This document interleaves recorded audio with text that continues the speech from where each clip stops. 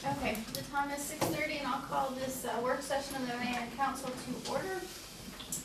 First, we'll go over our regular business and public hearing agenda. Tonight we have the invocation and our announcements. Y'all received a copy of the announcements. Ceremonial matters, we'll have a resolution for National Public Safety Telecommuters Week. If I can have a motion at the appropriate time to approve the resolution.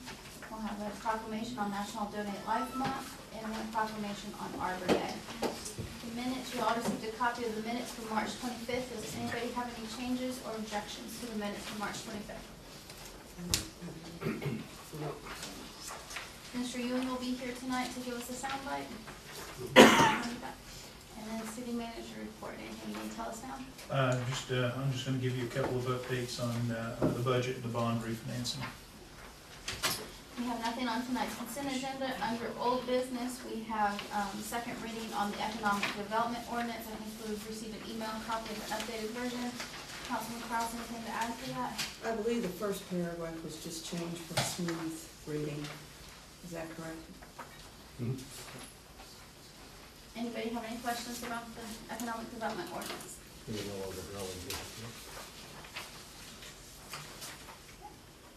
Then we have first reading of CUP 1303. If I can have a motion to waive that until our next meeting, which is April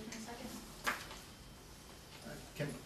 Mr. Davis, can I just ask one question about this for you? Do we have any underground storage tanks involved in this facility since it was a oil loom type place? No, sir. We don't have any issues like that? Not to my knowledge. Okay. Any other questions for Mr. Davis? New business, we have a resolution for a supplemental lease for the vacuum sewer truck. Mr. Sanders? This is the vehicle that we've been waiting on for quite a while, and Craig and Gay have stayed on them, and they pushed up the manufacturer. We will receive it, I don't know if we have an exact date in May yet. They said anywhere from the end of April to around the 1st of May. So when we found that out, we needed to push with GMA. The good news is interest rate has dropped a little bit, so the lease payment is less than what we had budgeted. So it will be a nice truck to get in and be trained on it, and cost a little less than we thought.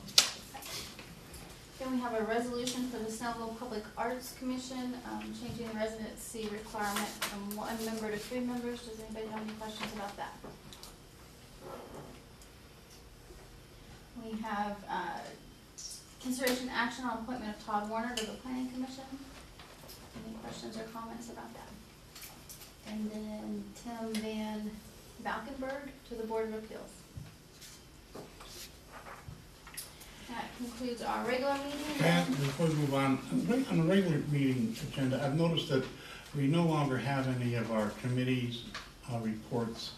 It seems we got have we done away with them? If so, can we, what can we do to bring them back? I think that's real important for the people to hear what's going on with different departments and committees. It just seems that they've disappeared off the agenda. I don't think they've had meetings to report anything. Well, I know Stat has, for one. No, they can't. And I don't know about any of the others. Planning has. Melissa, you can get in touch with them and see if we can get them back on a regular schedule. I don't know why they're not on there. Moving on then to our work session agenda, we have official City of Snellville color scheme. I brought this up a couple of meetings ago. I didn't get any comments from anyone. South Gwinnett High School, I see Mr. Davis with a color chart over there, but I'll defer to you in just a minute. South Gwinnett High School is indigo blue. That is the name of their blue. It's a little bit darker than a royal blue, but not quite as dark as a navy blue. Brookwood High School is not gold. They're Vegas gold, which is not a bright gold, but it's actually a light colored gold. And so I was going to propose a resolution at the next council meeting that we adopt the colors of indigo blue and Vegas gold. That color combination is used by other schools, so it does go together. It's not like we're creating a new color combination. And blue has historically been our color here in the city, but we've used different shades of blue. That way we are embracing both of the clusters that we feed into, both Brookwood and South Gwinnett. Unless someone has other thoughts. The only cluster we're missing is Grayson. Well, Grayson is also Vegas gold, so it ties Grayson in as well. problems with those.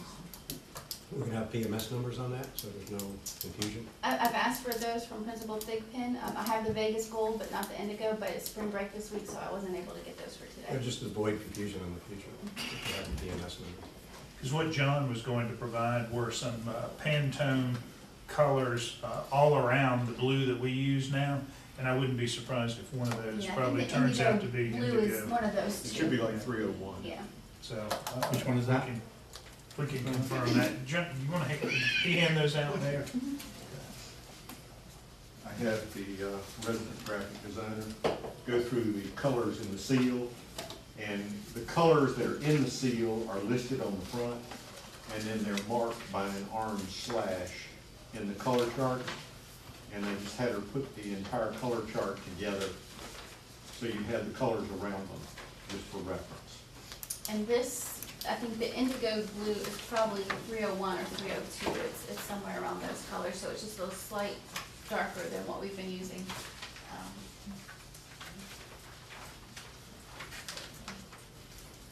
I don't know.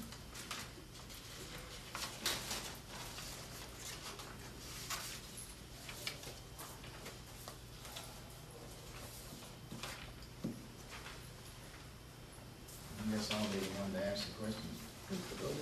What are we doing this for? I Well, mean, this is what- for the what- seal, but I'm talking about when we have jackets, when we have pencils, everything we have made is always a different shade of blue. So I'm just looking at, not changing the seal, but getting a consistent shade of blue when we order official Oh, okay. city stuff. Because I'm sitting there looking at the seal, I'm looking at colors, and I'm like, I'm confused. So, okay, so you're just talking really about the marketing. Standard. materials. Exactly, I just want us Just to have the standing out and stuff like standard that. colors that we use whenever Okay. we market. Okay, that's cool. I'm good with that. As long as we got all three represented. so. No, because there's not any gold in our seal.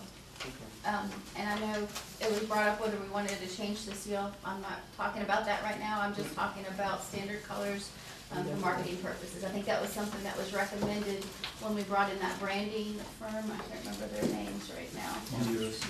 Not Market Street, but the other people, the ladies. EOS, that we needed to come up with some consistency.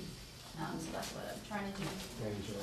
Good idea, good idea. All right, economic development update. Eric? Thank you, Mayor, Council. Just keep it short tonight with some dates and something that's going on, but the DDA meeting is meeting the 18th along with the URA meeting. The next Snellville Entrepreneur Summit is April 23rd. We currently have about 70 people registered for that already. We're still a good 2 weeks out from that, so we've got good attendance, and we've been seeing that about 30 to 40% don't attend. It is a free event, and that's pretty typical. But we'll probably still expect to see between 40 and 60 folks show up at it. The Entrepreneur Alliance Shark Tank is finally arriving this spring. We have set up 3 dates. South Gwinnett High School looks like they're gonna have 6 businesses that'll do the pitch here at City Hall, just like we did it last year. Brookwood looks like they're gonna have 5 businesses that will make a pitch. They will do that on Thursday. The reason the timing is different is just because of the different school schedules and testing and things that's going on. The best fit with South Gwinnett was 11:30, the best fit for Brookwood was 3 o'clock. That is an event that is open to the community members to the extent that they would be in the community room with some of the students. The pitch is closed. We keep that somewhat closed just so the students don't get distracted and can make their best effort to the jury. And we have raised, we're looking for maybe one more, as I've mentioned, one more contributor to each jury. We've got the panels selected otherwise and contributed. And that, I'm looking really exciting to that. Then on May 8th, from 3 to 5, the one thing the juries are gonna do is pick the best 2 pitches out of each one. And those four businesses will go head to head, and a single business will be selected as the best business out of that process. Finally, John and I will be doing a presentation later this month to the Council for Quality Growth. I've provided you with a copy of that. We just wanted you to be aware that's happening. And I spoke to the mayor. I sent the mayor the slide sheet is gonna have some changes. Good. And she would like, I think you're gonna make the presentation. Yes. But I just wanted to point out that is something we hadn't been invited to do before, I don't think. So I think it's just another sign that we're getting noticed by various groups, putting our name out there. The Council on Quality Growth Obviously, with the downturn in the economy, they aren't anywhere near where they used to be, but they're still an important community organization, and I think it's great that the mayor and staff are going. And I think Mayor Harris did one, I think Mayor Johnson has done a presentation to them, so they're going around to the different cities. Okay. LCI update. I think I mentioned last time that our project manager had brought up an issue with the lighting, both the photometrics and the plan. We had a chance to meet with Crystal last Thursday, and I have to give our engineer and Mr. Davis a lot of credit. Before that meeting was out, we had a plan for solving every question that our project manager had. We've got the manufacturer of the lighting fixture doing the photometrics. Our engineer is lining up the limited plan change, I hope limited plan change, we think limited plan change that we have to do to keep the project on track. Crystal, our project manager, has talked to the DOT, internal DOT employee who reviews those plans. He's saving time for when he gets our submittal to get right to it. So there was an issue, we jumped on it. I think we've got a clear road to solving it. It may take 2 or 3 more weeks probably to get, we should get the photometrics pretty quick. Those folks want to sell us those fixtures. So we'll get that. We'll get the sub to put it in a set of plans, and then we'll get DOT to review it. So we're still moving, but we had to address this question with Ms. Dixon. So, Any idea when we will actually start moving dirt? all I can tell you is this is when I was down there, I made sure this is the very last question that we have to answer. The budget will be approved once the lighting plan is submitted. The good news is, here again, we were gonna work with the EMC or do an alternate bid to get this done. Once again, we'll get 80% funding for the lighting installation. So it's, if I had to give you an estimate, I mean, if it's April, if it's April 8th right now, I would say probably sometime in May, we can get the bid out on the street, and, it'll be the 1st of July before we break ground. Is that gonna cause issues then with the farmer's market? We'll just have to coordinate with the farmer's market. I mean, there are a couple of ends of this project. I mean, the contractor could start on Wisteria. So we'll be able to coordinate. I think we've got some flexibility. Any questions about the LCI? What was the problem with the lighting? I guess the discussion in the past had always been that lighting would be left off of the plans, at least the finalization of the lighting. Basically, the locations were shown, the stub outs were shown for the lighting. But DOT internally said that's not enough. That may have been, what was decided before, but now we've got to see the feds have said we got to see everything in the plan. So it wasn't too much or too little. From soup to the nuts. details. So we had to provide that detail. And we knew all along, I mean, looking at the plans, it was obvious. We chose a fixture. Apparently the city had never chose a fixture before, even though it makes perfect sense to carry what's out there. Mhm. But, we sent that in, got that approved, but then they came back with, you have to tell us exactly, show us the photometrics, show us the lighting works, show us where they're gonna be, show us, a simple plan for the base and the fixture. And and that did not come up until, I guess about 3 weeks ago. I think I reported to you 2 weeks ago. So that's just where we are. I'm sorry. We're trying to, new project manager, she has different things thrown at her, new federal liaison. So, I mean, they're learning to work together. I just, I feel like we're gonna be better off financially, we just got a little delay here. In fact, I have one thing to add to the discussion, if I put to the agenda before we adjourn, and that's just what I put in front of everyone. You can't, Here. you can't add to the agenda in that way unless it was something that was advertised, so if you wanna put it on the next Just a agenda, discussion that's item. fine. You can't add to it unless it was something that was advertised, so. Unless it's an emergency situation, that would be violation of the Georgia Open Records Open Meetings Act to add to the agenda unless it was on the advertised agenda. For discussion, without taking action, is that true? We asked the attorney that. I mean, we're just discussing and there's no action being taken? I think the mayor's concern is they did amend the law, and it's the agenda setting provision that says you've got to give notice in the agenda of what's gonna come up in the meeting. There is an emphasis on giving notice in advance. The language is not, it doesn't bar you, and really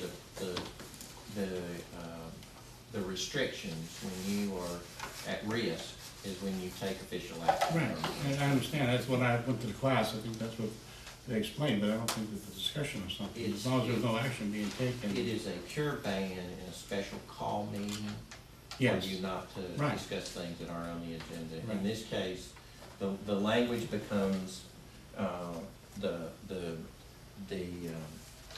necessity. It's not quite, I wouldn't read it as sharply as the mayor does.